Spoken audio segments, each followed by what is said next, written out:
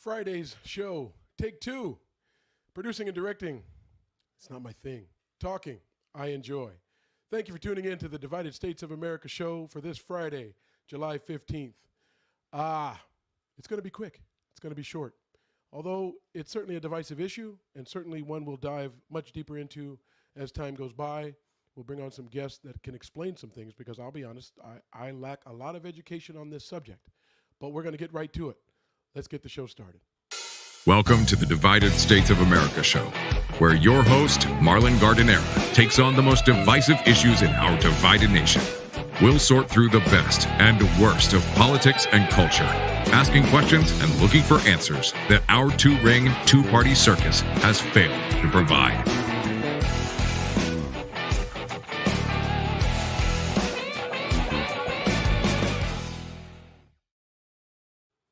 Thanks again, folks, for joining me.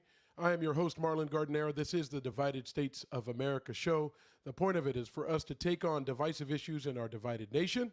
We are so far from we the people, it's hard to believe that that was even an ideal that we had.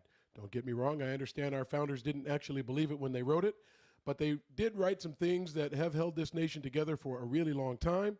And while we're divided, I don't give up. I have hope that we'll one day be closer and closer to the things we should be doing together. One of the things that we should be able to talk about, one of the things that we should be able to support are our differences, and we know there are plenty. Well, one that stands out here in Southern California, it's Pride Weekend here in San Diego, and I have a host of gay friends, many of whom I love. Now, you already know what my religious beliefs are. You already know that my personal perspective sometimes differs from others. But what I have been able to do is understand that they are people, just like you and me. And our differences do not need to divide us. And while I can respect the fact that not everyone likes everything and not everyone likes everyone, and as long as they keep it there, where it is a personal belief, it's not an issue. But so many people in America spend so much time trying to put their beliefs on other people, trying to decide for others what they should or shouldn't do, who they should or shouldn't love, how they should identify themselves. Listen, it's just this basic premise for me as we try to get through this divided states of America. What makes people feel so comfortable deciding for others? Simple question. What makes people think it's okay for them to decide for others what they can and cannot do? Where does that system come from? Where does that idea or that concept? I understand people disagreeing with things, and I understand people wanting to keep away from things and not liking things. But why are we still in 2022 doing what we can to stop other people from believing what they believe, wanting what they want? I understand when that line gets crossed and they bring that belief and they impose it on me. And by impose, I think of things like forcing something on someone. I think of things like not giving people another option. That I get. And I don't care what the belief system is. I don't care what the value is. But when you make someone else abide by that, where there is no consensus, where we can't agree as to what should or shouldn't be, where do we get that, I don't know, where do we get the gall? Where do we get the arrogance? We live in a shared society where the people in it are going to be different. I have never understood that there are some groups of people who have resisted every change that has come along throughout our history. Every single one. And as if that group has anointed itself the decider. The folks who get to make the decision as to what and who we are going to be, and that they feel incredibly comfortable going after people who aren't those things. Where did that come from? What is that? I don't get it. I don't understand it. As the course of this show, as the evolution of this show goes on, I want to talk to people and get a better understanding of it. But as Pride is coming to my city, I was curious, what is it? Why is it? I mean, I've been to the parade. I see the celebration. I think, the general gist of it. But I wanted to know a little bit more about it. So I was doing a little research. The first thing I did was get a guest lined up today to talk all about it. And as life goes on, you run into things like power outages. and a frantic person trying to keep their life together and not necessarily come on the show and be able to explain. But I do my best to have a backup. And in trying to get through what divides us as a nation, one of the things I have to be able to do is educate us before we can have those conversations. It's not me giving the education. I don't have the background in any particular subject, or just a few anyway. But I did find something that I think would be interesting. My question was, what is gay pride? Why do we have gay pride, and why should anybody care? So I found something that I think is going to be interesting and help us understand. It's only about 6 minutes long. I'll come on after. Show's going to be quick today. Come on after, give my thoughts, share a joy story, and then we'll all go out looking for joy for the rest of the weekend. Here is that story. For most of the 20th century, LGBTQ people were forbidden from showing pride in their sexuality. They were forbidden from being who they are, but they fought back against persecution, police brutality, oppression. This is the history of pride in the United States in 6 minutes. Okay, go. Throughout most of the 20th century, activities associated with being anything but heterosexual and gender conforming were against the law. As an increasingly visible gay culture began to grow, so did police raids of gay spaces. Police force was used to suppress the acceptance of the queer and trans community and enforce a conservative agenda. Dating back to the early 1900s, violent raids spread across America, especially in cities like New York, San Francisco, and Los Angeles. A popular location to target were bars and bathhouses where gay people gathered. Over time, hundreds of people were arrested and beaten just for existing within these spaces, since activities associated with queerness were criminalized. In the 1930s, in what is now Miami-Dade County, a venue not unlike the spaces we have the freedom to create and occupy today existed. La Paloma nightclub was a space for burlesque-like performances by both women and female impersonators, as well as a space for effeminate male performers.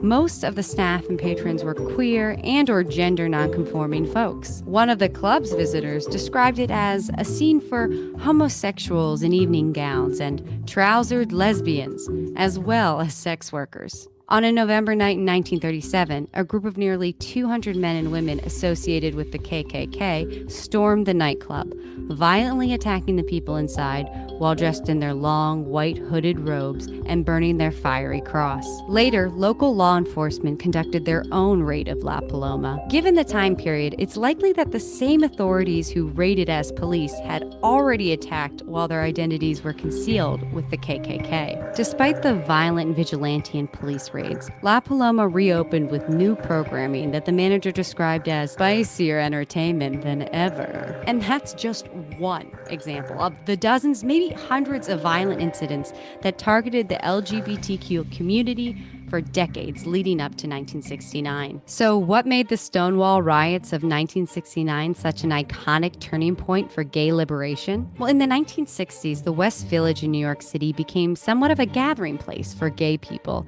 and home to many underground gay venues. The Stonewall Inn was particularly known for being a place where trans people, drag queens, and homeless queer youth could gather safely. It was considered a safe space not only by the nature of being for queer people, but also because it gave young homeless queer individuals a place off the streets to be. In the days leading up to the riots, tension between the NYPD and the community was building. A few days prior, police raided Stonewall, harassing the patrons. Their goal was to shut the inn down. The LGBTQ community was growing tired of the brutality and oppression they were facing for simply existing. In the early hours of June 28, 1969, police raided the Stonewall Inn again, leading to the arrests of 13 patrons. As the patrons were being removed from the venue, a crowd gathered, questioning the police's authority, resulting in violent conflict. Many note a lesbian as one of the first people to fight back against the police that night, with some believing her to be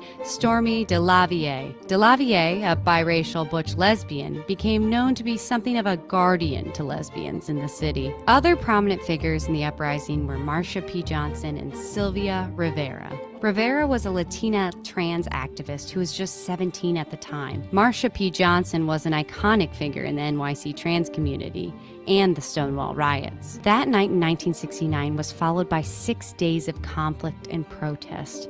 against the NYPD. By the following night, the news of the riot spread quickly across the city, and a group of about 2,000 protesters began to gather. What occurred was a direct confrontation between the police and protesters. The cops used fire hoses and threatened gun violence, while the crowd chanted and sang for liberation. Further acts of defiance involved the crowds holding hands and engaging in other displays of affection, boldly, as these could have been considered criminal activities at the time. Overall, 21 people were arrested during the riot. Within several weeks, the New York Mattachine Society, one of the earliest LGBT organizations in the United States, led a gay power march throughout the city, drawing a crowd of hundreds.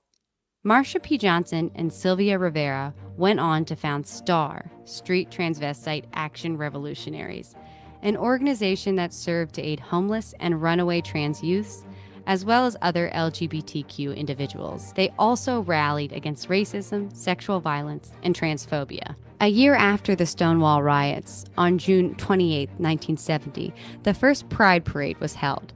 The first march gave the community a chance to memorialize the uprisings that had occurred on Christopher Street the year before. It's reported that the march started with just a few hundred people in downtown New York, but swelled in size as it made its way uptown towards Central Park. Displaying gay pride at this time was still a bold act, and it's said that at the beginning of the march, many were worried about their safety, so they moved swiftly through the streets. Today, Pride celebrates the strides the community has made since that first public display of gay pride in 1970. We march in June to honor those who came before us and took to the streets, demonstrating against centuries of abuse, government hostility, and discriminatory laws.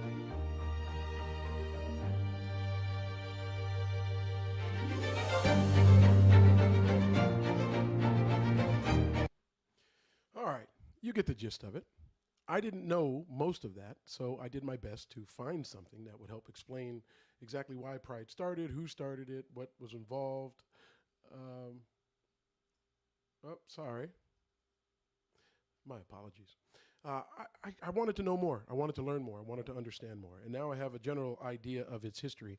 But let's think about what some of the things we heard in it. Police enforcing conservative values. This country has a long tradition of the majority deciding what the values are and then carrying those out. I would imagine a civil society needs some guidelines, some things that are important to make it function. But I wonder why that wasn't, hey, as long as it doesn't impact me, we're okay. I'm curious where the line was drawn that said, not only do we want it to be civil, but we want it to be exactly like this or exactly like me. And I know it's human instinct to create your own surrounding and that surrounding be supportive of your beliefs and what you want and what's important to you. But I'm wondering when it became crystal clear that anything outside of that, it was okay to be, to dehumanize people. It was okay to take values and literally put them off to the side and redefine them as anything that suits you, as opposed to if you drew a line and said, these things can't happen to me, but that line doesn't exist when you're doing to others. I wonder how that happens, and I wonder how in civilized societies it isn't called out more and more attention isn't drawn to it. Well, I can understand gay pride. I can understand Black History Month. I can understand Women's History Month. I think it's a very clear effort by each and every one of those groups to say, hey, not only are we here, but we're proud to be. We have numbers. We're getting stronger. We are part of your lives, whether you agree with us or not. The debate about whether or not it's genetic, whether it's a fad, whether it's something people choose to do, whether people are born that way or not. Listen, we're going to get into all of those discussions. But the idea that we are a divided states of America and that being united as if we the people, and in order to form a more perfect union and life, liberty, and the pursuit of happiness, if those things are real, we're going to have those conversations. We're going to have to talk about criminalizing activities that don't do harm to other people. We're going to have to talk about the books that are being banned and the idea that talking about people being gay is going to make someone else gay. I often wonder about the weakness of someone that is concerned about outside influences, particularly on their children, as if their influence on their children just isn't relevant. That sounds like a personal issue that you, as a parent, in trying to pass on your values, needs to work out between you and your child. The idea that an outside influence could be greater And that could make it almost impossible for you to have success carrying out the teaching of your values is something that I think you need to work out. I don't know what makes people think that externally that's how you solve the problem. I can't solve the problem in my house, so let me eliminate the problem outside. Florida's don't say gay law. We'll get into it. We'll talk about it. I've got some questions. I have questions about at what grade does sexuality become an issue, but I don't have questions about a child talking about what his two gay parents did this weekend. Transgender in sports. I don't have a complete understanding of how that works. And I understand on the surface questions and doubts that people have, but I just don't have enough information. I want more information. I want to get a better understanding. And I may come out on the opposite side of the mainstream or what's trending one way or the other, but I can assure you I likely won't get in and force what I believe on anyone. But I do want that information. I do want to put us in a position to make some decisions for us, not just for me. We're so far from that as we continue to talk about the divide. I don't know that we could be further from it.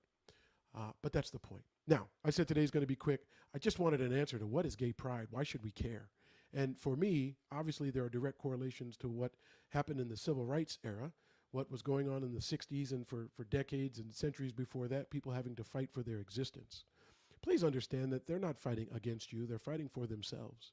They're fighting for their right to be who they are. And no part of your opinion changes, in fact, who they are. You may try to control where they go, what they can do, whether they can say what they are and what they want to do, but you never actually have the ability to change who that person is. So if it's not your thing, you don't have to go to the celebration. If it's not your thing, you can even teach other values in your home. If it's not part of your belief system, I would imagine that where you go to have fellowship or where you go to discuss your beliefs and educate yourself in that process, they don't have to make that central to what they're doing. But in a divided nation, one thing we do have to have more of is respect for another. Not for what we believe and what we want to do, but for the ability to do that. I don't understand that the people most likely in America to scream for freedom have that other side where they would have absolutely no problem infringing on the freedom of others. I don't know how you get it both ways. So a quick joy story. And remember, you can send your joy stories to host@thedsashow.com. Send me an email. Give me a glimpse of your story and we'll get you on air and we'll talk about it. Host@thedsashow.com. I'm going to end with this very basic joy story. I remember the first gay pride parade I went to. And when I went, I was a conservative talk radio host. So I came in with a different set of preconceived notions about what it was going to be about, what it was going to look like, whether I thought it was going to be appropriate, whether I thought the openness of sexuality made sense. As you're walking down the streets, I had the same questions a lot of people do. There are children, and sexuality is clearly on display. And then I thought to myself, a typical ad campaign with a lady in a skimpy bikini. And then I thought to myself, sex sells everywhere. So I'm not quite sure why I have all of these preconceived notions other than the fact that I did see kids around and I thought it was very sexual. But I couldn't discount all of the sexuality we use everywhere else. We think it might be appropriate to help us make an extra buck or to prove a point or to just enjoy it, quite frankly. Then I look at this community and realize that the things that we get to take for granted as heterosexuals, they couldn't. What I have also noticed is the progress that's been made and the fact that they're not asking for permission anymore. They're moving forward. They're being regular Americans. They're fighting for our country. They're policing our country. They're dying for our country. They're doing all of the things that we are. And the part that always amazes me is that the people that are most against it, they have children who are gay, lesbian, bisexual, transgender. I don't even know what all the initials stand for, but I'm going to make a point of making sure we get that out there. And at the same time, we're going to talk to the people that are against it. But a quick joy story again is when I went to that first gay pride parade, what I saw was a lot of people celebrating themselves and taking joy in the celebration of others. I understand you may not believe in what they're finding joy in. But again, when they're not doing harm to you, the simple joy story is if you go out to a gay pride parade and you don't make the existence of 100,000, 1 million people, a couple hundred people, 10 people, if you don't make their existence about you, you too will see the joy they are having. And when we get to the point where we understand that we cannot change who people are and we cannot enforce our values on them, you might find joy in their joy. I don't know that I'm going to make it out to the parade in my town, but I am going to be happy for the people who feel emboldened to do it. And I'm also going to be protective of the fact that them celebrating themselves isn't imposing anything on you. You don't have to go. And them displaying the flag or them talking about what's important to them is no different than you talking about what's important to you. And quite frankly, I'm sure they don't agree with you either. We've got to figure out a way to be more civil. I think the best way to do that is joy. When we're having a good time, we put things aside. When we're having a good time, we have less hate. When we go to events, when we go to sporting events, when we watch a movie, there are so many things that I think we get an opportunity to do to laugh and smile and just enjoy the company of others. When we do that, we spend a little less time hating. So look for your joy story. Find it this weekend. If you're going to find it in the local gay pride parade, know that those people had to fight to get what we get to take for granted. And that shouldn't be the case. Are there lines that have to be drawn in a civil society? Absolutely. But those lines typically need to be when it has a negative impact on someone else, not when it doesn't align with their beliefs. They might influence my kid. Well, then do a better job influencing your own, because some of your values are going to land on your kids, and your kids are going to put those on other people too. And I don't know to what extent or degree you think you can discriminate or have hate for people, but does it make sense for that to happen to you for yours? We're going to be here weekdays, some days longer, some days shorter. Today was meant to be short and only say, we are different. Celebrate it. We don't all have to be the same. And since we're not going to be able to change how people are, celebrate it. Don't keep them from what you have. They may not like what you have either. Can you imagine them trying to take it away from you? Find some joy this weekend. Thank you for tuning in to the Divided States of America show. It's going to get better day after day, week after week, I promise. But I'll keep bringing up issues that I know divide this nation, that I know caused angst. I've got friends who are looking at me funny already. That's okay. I just want to have these conversations. I promise not to try to make you do anything as long as you do the same to me. Enjoy your weekend, everybody. Thanks for tuning in to the Divided States of America show. Weekdays, YouTube Live, Facebook Live, Twitter, noon Pacific, 3 p.m. Eastern. Podcasts will start going up this weekend. If you have ideas and would like to get on the show, reach out to me, host@thedsashow.com. Everybody, have a great weekend.